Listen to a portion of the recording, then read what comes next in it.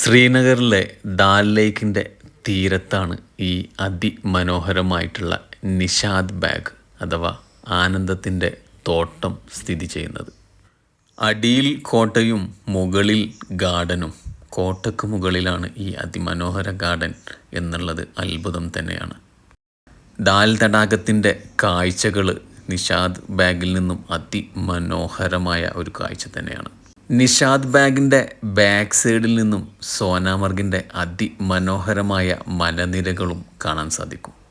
1633 നൂർജഹാൻ റാണിയുടെ സഹോദരനായിട്ടുള്ള അസഫ് ഖാനാണ് ഈ മനോഹര നിർമ്മിതിയുടെ പണി കഴിപ്പിച്ചത്.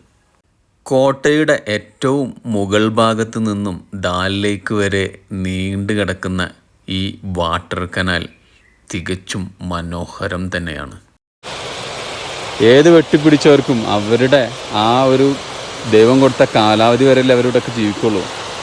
അപ്പോൾ ഏത് അഹങ്കരിച്ച് ജീവിക്കുന്നവനും അർമാദിച്ച് ജീവിക്കുന്നവനും പാവപ്പെട്ടവനും എല്ലാവർക്കും അതിൻ്റേതായ ഒരു സമയം എത്തുമ്പോൾ ഇത് പോകണം. അപ്പോൾ ഉള്ളത് മാക്സിമം സന്തോഷത്തോടെ സമാധാനത്തോടെ ജീവിക്കാൻ നോക്കുക. കുറേ അർമാദിക്കുക, കുറേ അലമ്പാക്കുക എന്നുള്ളതല്ല, കുറേ യാത്ര ചെയ്യുക എന്നുള്ളതല്ല, കുറേ സമ്പാദിക്കുക എന്നുള്ളതല്ല. ഉള്ളത് സന്തോഷത്തോടെ സമാധാനത്തോടു കൂടി ഉണ്ടെങ്കിലും ഇല്ലെങ്കിലും ആ ഉള്ളത് സമാധാനത്തോടു കൂടി സന്തോഷത്തോടു കൂടി ജീവിക്കുക എന്നുള്ളതാട്ടോ.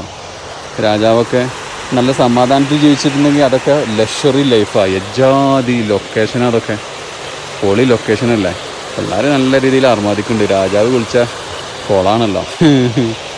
അപ്പോൾ അതാണ്, രാജാവ് വിളിച്ചതായാലും ആര് വിളിച്ചാലും കാലം അതിനൊക്കെ എന്തുണ്ട്, അതൊക്കെ ഇനി ആര് യൂസ് ചെയ്യണം എന്നുള്ളത് ഇവിടെ എഴുതി വെച്ചിട്ടുണ്ട്.